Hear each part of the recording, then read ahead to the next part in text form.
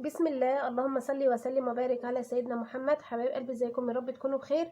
فيديو جديد النهارده ان شاء الله هنعمل مع بعض الصابون اللي هنلمع بيه الحلل، هيخلي الحلل بتاعتك منوره وجميله جدا جدا، بمكونات بسيطه خالص وموجوده ومتوفره في كل بيت ما شاء الله. بس هتفرق قوي قوي في النظافه بجد.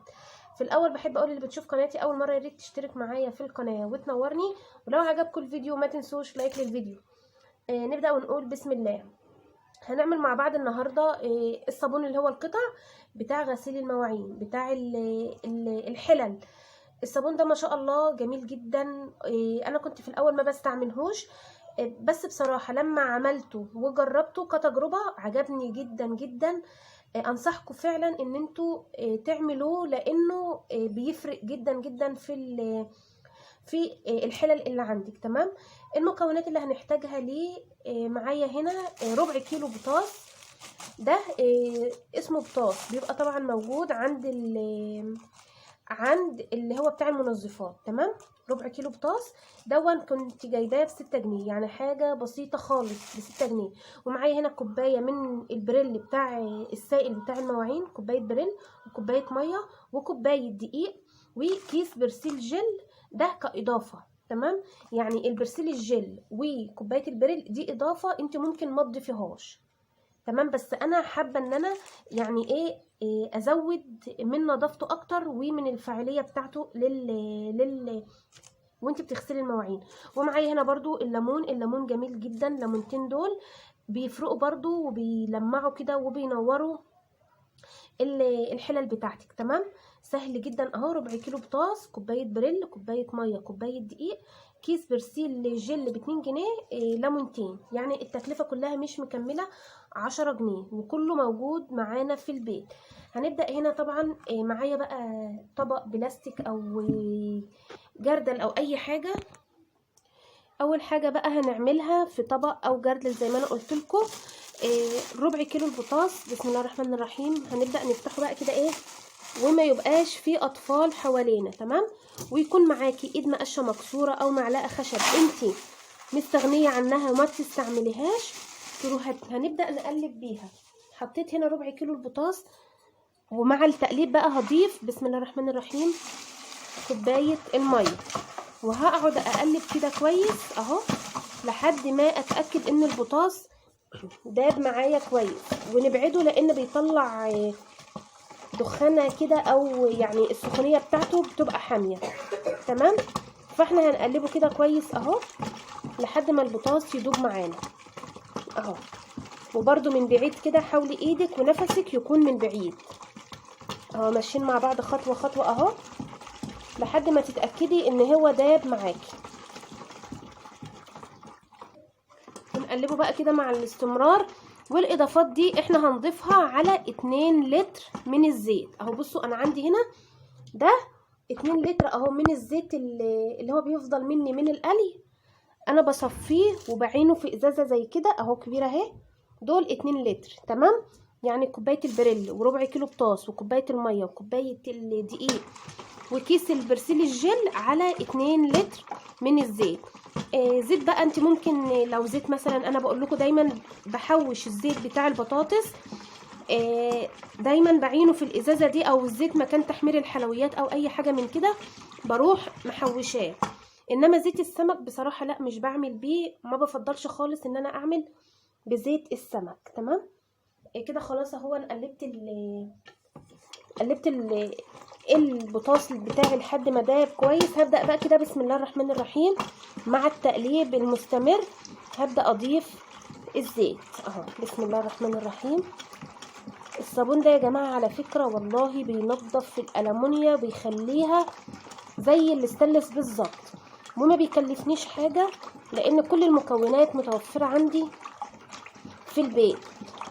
بصراحه انا كنت في الاول مره خالص اعمله، كنت عاملاه كتجربه. قلت لان انا ما كنتش خالص بستعمل الصابون القطع ده، بس لما عملته بصراحه وجربته عجبني جدا جدا. فعنت على طول بحوش الزيت زي كده زي ما قلت لكم، عشان هو اقتصادي جدا مش مكلفني حاجه. بحوش الزيت وبعمله وقبل ما يخلص عندي بروح عامله جديد زي كده. تمام. لان بصراحه ما بستغناش عنه في بالذات لتلميع الالومنيوم.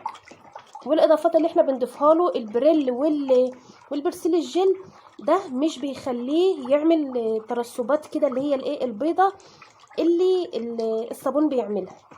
اهو كده خلاص تمام. اهو قلبت الزيت اهو. هبدا اضيف وانا كده بقلب بسم الله الرحمن الرحيم. هبدا اضيف وانتي بتقلبي هتحسي ان هو بيتقل معاكي. شوفوا انا يعني باستمرار ما بطلتش تقليب وما شلتش العصايه منه اهو. وبعيد خالص، شوفوا ايدي بعيده، اهم حاجه ايدك تكون بعيده. هبدا برضو انزل بسم الله الرحمن الرحيم مع التقليب. هبدا اضيف كوبايه البريل اللي هو مسحوق المواعين اللي احنا بنغسل بيه الكوبايات اهو. شوفوا مع التقليب اهو. اهم حاجه التقليب، معلش يعني ايه هي بس الحاجه المتعبه اللي فيه اللي هو التقليب، ان انت بتقعدي تقلبي اهو عشان كله تتاكدي ان هو اختلط مع بعض كويس اهو. هقلب بقى شويه كده وهرجع لكم تاني ان شاء الله. وهنا بقى دلوقتي هبدا اضيف البرسيل الجل. تمام اهو برضو مع التقليب المستمر اهو. وزي ما انا قايله لكم البرسيل والبريل دي اضافه انت لو حابه ان انت تضيفيها تمام، مش حابه عادي. بس بصراحه الاضافه دي بتزود من يعني ايه من فعاليه الصابون وما بتخليهوش يكون رواسب. تمام.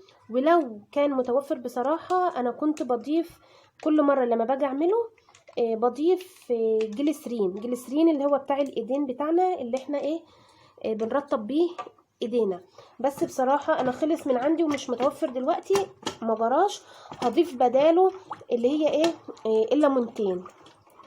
وكمان الليمون بيخلي الحلل بتاعتك والالومنيا بتاعتك تنور كده وما شاء الله تلاقيها جميلة جدا جدا اهو. شوفوا مع التقليب المستمر اهم حاجة اهو. هضيف بقى دلوقتي ايه عصرة الليمونتين بسم الله الرحمن الرحيم اهو.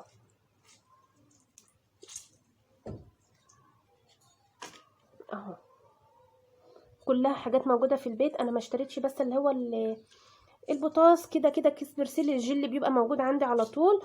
والبريل طبعا بتاع غسيل المواعين متوفر في كل البيوت. تمام اهو. ولو مش متوفر ابعتي جديد اهو ب2 جنيه بس بصراحة بيفرق اهو. زي ما بقول لكم اهم حاجه برضو الاستمرار في التقليب. اخر بقى حاجه هضيفها هي كوبايه الدقيق اهو. برضو هقلبها كده ايه هضيفها بالتدريج بسم الله الرحمن الرحيم اهو. واقلب لحد ما احس ان هي الدقيق اللي انا ضفته قرب يدوب، اضيف بقيه كمان شويه اهو بسم الله الرحمن الرحيم اهو. هتلاقيه بقى بيتقل معاكي في المرحله دي، هتحسي بيه ان هو بدأ يتقل اهو. اهو مع التقليب. والكميه دي بسم الله ما شاء الله بتكفيني، بتقعد يعني شهرين 2 على ما الكميه دي كلها تخلص. يعني ما شاء الله بتقعد لان انا عندي طبعا بغسل الاطباق اللي هي الصيني او البايركس وكده والكوبايات بغسلها بالبريل اللي هو الايه السايب. انما انا بخلي دايما للالومنيا الصابون اللي انا بعمله ده هو بس بخليه على قد استعمالي للحلل الالومنيا. ولو مش موجود البريل بغسل بيه والله الاطباق لو مثلا البريل خلص من عندي ومفيش اللي هو صابون بغسل بيه والله الكوبايات والاطباق، بيخليها بصراحه جميله جدا. شوفوا تحس انه الطبق اللي احنا بنشتغل فيه سخن من البوتاص. تمام اهو. هقلبه بقى كده ايه شويه لحد ما الدقيق يختفي خالص خالص اهو. شوفوا بقى عامل ازاي جميل والله جدا. والبريل والبرسيل الجل بيديله ريحه جميله. وبعد كده خلاص ما قعدت اقلبه حوالي يعني 10 دقايق، تقل معايا اهو خالص. عندي هنا بقى ايه، صندوق او درج مكتب، اي حاجه مستطيله انت مثلا مستغنيه عنها.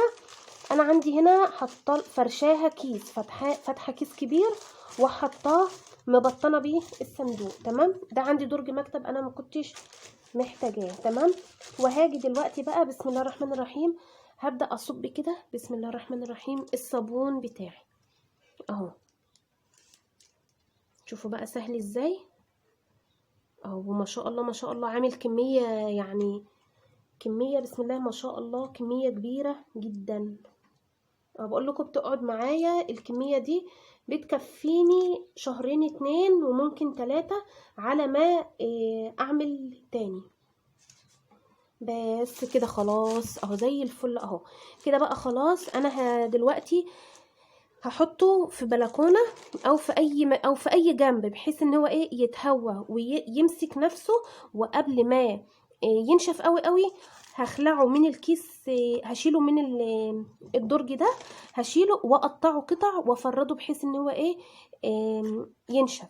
ما تسيبهوش لما ينشف قوي قوي، يعني مجرد ما يتماسك طلعيه من الدرج وابداي قطعيه قطع، وبعد كده فرديه بحيث ان هو ينشف. لانك انت لو سبتيه لما ينشف خالص هنا هيتكسر معاكي ومش هتعرفي تقطعيه.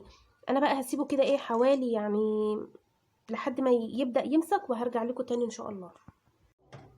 دلوقتي حبايبي بعد يعني ايه تاني يوم انا رحت ايه شايلاه خلعاه من الدرج كده اهو، وهبدا بقى اقطعه وهو لسه طري شويه، ما استنيتش لما مسك قوي علشان يبقى سهل في التقطيع، عشان لو جمد منك اكتر من كده مش هتعرفي تقطعيه وهيقعد يتكسر منك. تمام اهو بيتقطع معايا اهو بكل سهوله اهو. قطعيه على حسب حجم القطعه اللي انت حباها. تمام اهو. وبعد كده انا بعد ما هقطعه بفرده كده على ايه، يعني على مصفى او على مصفى في مكان مفتوح في البلكونه، وبسيبه حوالي يعني 4 ايام 5 ايام على ما يجمد مني، والاقيه بقى خلاص نشف اهو.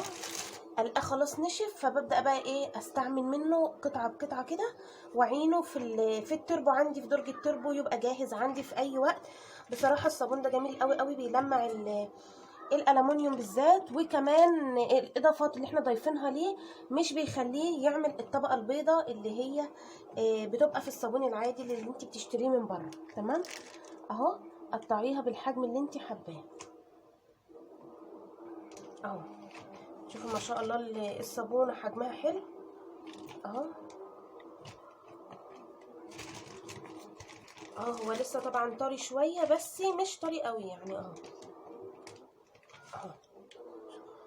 شوفوا الصابونه ما شاء الله جميله اهو.